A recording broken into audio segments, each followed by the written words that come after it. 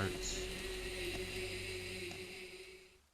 Hello everyone, and welcome to another episode of the RavenzCraft Arts Interviews project. In this interview, I get to have a talk with someone that I personally follow on YouTube. Her name is the White Witch. She is the creator of the online subscription box called the Witch Box.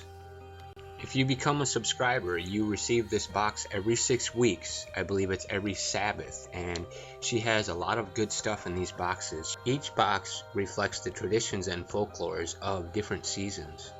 She also includes other artists and crafters' items within her witch box. So when you buy this box, you're not only supporting her, but a couple other artists and crafters as well. The White Witch seems to have a very positive energy to her, and I'm very selective when I'm choosing who I watch or learn from.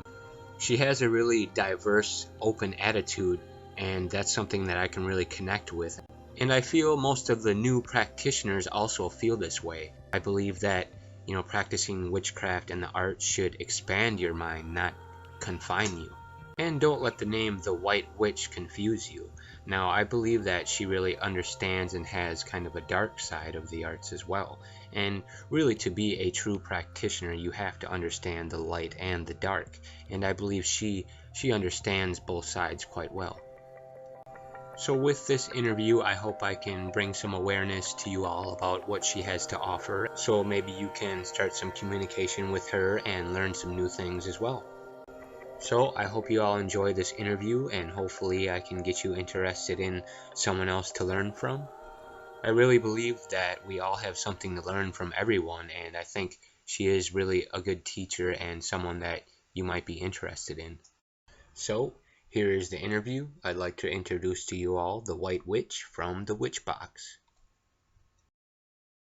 First off, I just wanted to thank and welcome you to the RavenCraft Arts Interviews project. Thanks for having me, Tim. Yep. I was just having to sit down with you. I wanted to talk to you more about, I know it's kind of hard to put a label on these things, but we wanted to know what you would call your spiritual practice or your following. Yeah, it is difficult to put a label on, isn't it? Yeah. I would, it's tough to say. I'm pretty eclectic, but I was born and raised in New England. I'm mostly of Celtic descent, so a lot of old world traditions really speak to me, mixed in with the new world, because this is New England. It's sort of like where the old world and new world collide, so it's sort of somewhere in between there. But yeah, nature is definitely the core of my spirituality. If anything, I would say I'm agnostic. I'm an agnostic witch, but a lot of what I do, as Margot Adler would say, is it's not really based on what I believe. My practice isn't as much based on what I believe as what we do with the land, with the changing seasons. How old were you when you first started doing this? Or was there anyone who inspired you onto this, or did you just kind of do it on your own? Or well, I'm 31 now. I was 28 when I started practicing witchcraft. I've always been pagan. My spirituality and my sense of wonderment has always come from nature since I was a little girl, since I could remember, really. But I was 28 when I started witchcraft.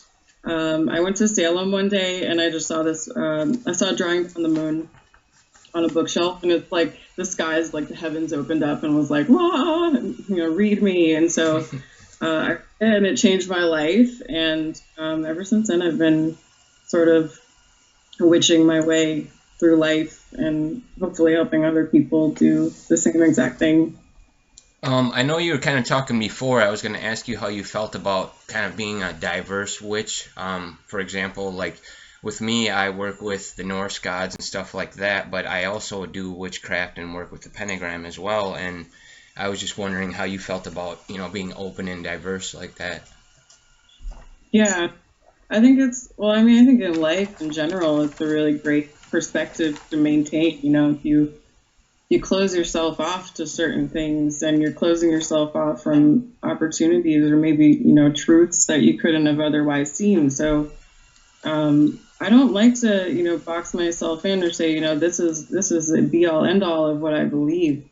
I like to talk to people of different backgrounds, people who, people like you have like a whole pantheon that I don't even know about. I could learn so much from you. I could learn so much from, people who follow the Egyptian gods. And I think there's this universal human understanding and human truth that brings it all together anyway. So I don't think we're all as separate as we think we are.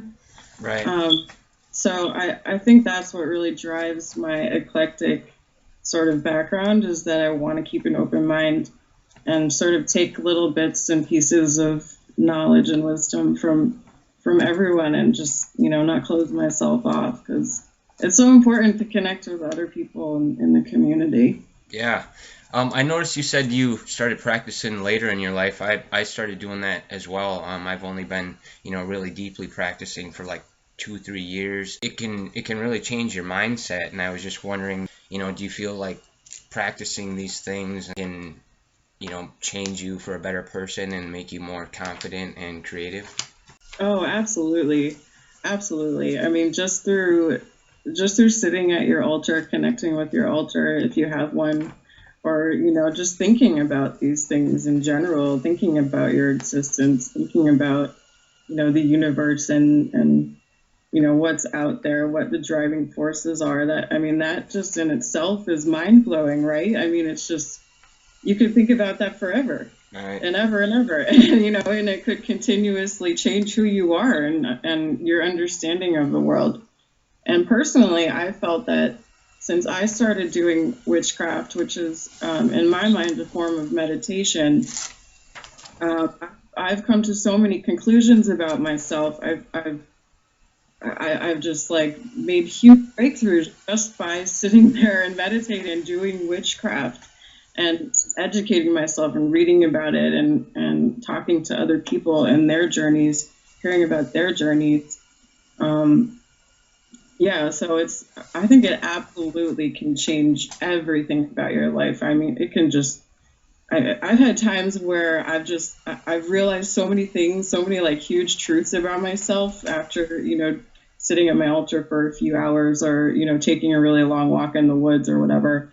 I realized so many things about myself, and then it'll just like keep coming, and it just feels like the universe is telling you these things, and you can definitely connect to something higher, Yeah, I totally agree. It's about self-awareness. It really like brings your self-awareness out. And like what's going on now with this interview project, I've connected with a lot of people, and it's amazing who I've connected with. It's like, oh, I could never talk to them, but you can. It's not what you think, people will respond to you, and it's amazing. So for sure. Oh, all you have to do sometimes is just say hi, reach out, Yep. You never know who. There was one day where this is a pretty good illustration of what you're talking about. There was one day where I sat on my phone while I didn't lock the screen, and I poked a bunch of people on Facebook by accident, and I mean like 20 people, and I was like, oh God, that's so embarrassing. But so many of them poked me back, and I was like, oh, that's cool,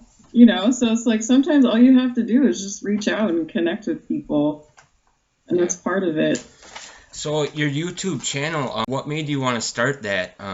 Was it just something you wanted to get out and reach people or educate, or what was the base behind that? Initially, it was to get over fear of being on camera. Yeah. And because I was like, you know what, I really should get over this. And I had a lot to talk about because I read a lot on the subject. So, and also I had a ton of people asking me questions on Tumblr. I have now I'm up to 53,000 followers on Tumblr. So I get so many Tumblr asks all the time, and some really good questions. And I was like, all right, I need to just talk about this. I can't write about it. I need to talk about it. And you'll notice if you watch my first few videos, I'm pretty shy. So I'm very different now, as you can see. Yeah, you get better as you go. I know that. And I've been watching too. I've seen you go to some cool places too. You travel around the world and stuff. Was there any places you plan on going soon, or where you'd like to go? Well, my favorite thing to do is to go camping, like state parks, national parks, just go out in the wilderness and just see what nature has to offer in different parts of the country. Um, I just moved to New England. I moved back to New England after 10 years of being in California, so I definitely plan on doing some winter camping around here in Massachusetts and Vermont, maybe New Hampshire. Yeah, definitely change the So weather, yeah, huh? what's that? I said definitely change the weather, huh? Yeah, that's for sure. Yeah, yeah. But if you're prepared, it's all good, and it's just as beautiful. The snow is so beautiful here. So Do you have any special events or anything that you have planned for your YouTube channel, or anything that you got coming up, or that we can be expecting, or? I do plan to make a video about Imbolc. Right now, I'm working on the Imbolc witch box, and I just went out and harvested a bunch of wild rushes, and I'm making these Bridget's crosses. So I'm gonna make a video about Imbolc just because it's so top of mind right now, and I'm just like constantly sitting here thinking about it while making crosses, and it's such an important time of year, but it's the most overlooked Sabbath. I mean, it's the slowest time of year for me, and it always surprises me because it's the darkest time of year for a lot of people. So I rely on my witchcraft and my faith a lot at this time of year. So I'm definitely gonna make a YouTube video about it, and I'm also going to be posting on social media quite a bit about it, probably. All right. Cabin fever. Well, kind of what I was doing with this too was kind of asking people if they're open to collaborating with other artists and people on more focused topics. Maybe we could, talk about a certain ritual or a lesson and, collaborate and make a video later on down the road. Oh, yeah, for sure. I love collaborating with people. I also, on that note, I love talking to people. I love, having conversations on video. It's like my favorite thing, just because you can hear people's, live reaction, and you can hear their, you can see their brain turning and their thoughts coming out. It's great. But also for every box I do, I like to collaborate with other small businesses and other artists and other witches. So, if there's anyone who has their own Etsy shop or they craft, a certain thing. Yeah, actually, I've had 3 companies now. I have this page called RavenzCraft Arts on Facebook. You should check it out. I have 3 companies now that are, participating in the shop. I'm not charging anything. I'm just, basically advertising and showing their work for free because I want to get people like us out there. So, if you'd be interested in showing some of your stuff there, that'd be cool. Yeah, for sure. That would be awesome. And if, we could collaborate, I could put you in the packing list, which I love to do. I love to put a link and, a little info about people on the packing list and the website. And, we have to lift each other up. So, yep, I agree. Yeah, I'm totally on board with you and your collaborative spirit. I think that's great. Cool. Another thing I was going to ask you, do you have anyone that you're currently following or watching, like good teachers or anything you're into right now? Right now, I've been binging on Terrence McKenna. He's just he's so far out there. Like he's really into the idea of consciousness and sort of the human mind, understanding the world around it, and coming at life with an open mind and an open perspective. He's kind of he's kind of trippy sometimes, but yeah, I'm really into Terrence McKenna. So if you're into consciousness and theories behind consciousness, you should check him out. What about you? Do you read John Michael Greer? What's that?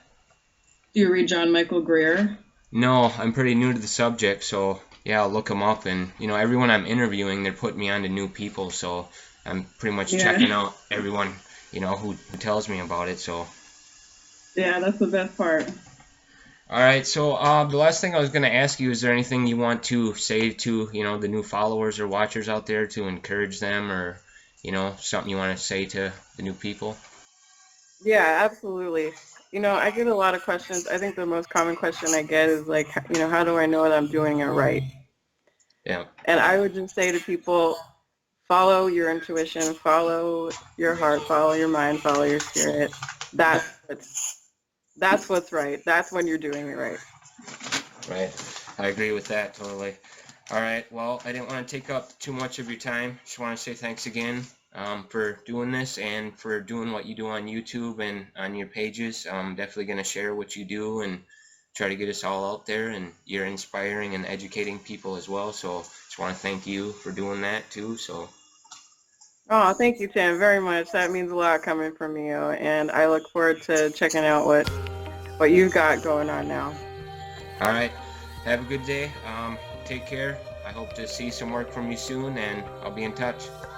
All right, likewise. Happy New Year. Yep, you too. Take care. I just want to say thanks again to the White Witch for being real and getting involved in this interview project. I hope this project is inspiring and encouraging people to get out and create and be inspired to do things on their own, because I never thought that this project would get this far. Every day I wake up with messages and people that I'm so excited to meet and talk with. So I just thank everybody for viewing and supporting, and everyone that gets involved. I really appreciate everything. We have a lot more to come. There's a lot of amazing events and things that are happening. I'm always planning for the future, so things are gonna go good. So we're taking off, and like I said, I appreciate everybody, and like I always say, stay on the positive path.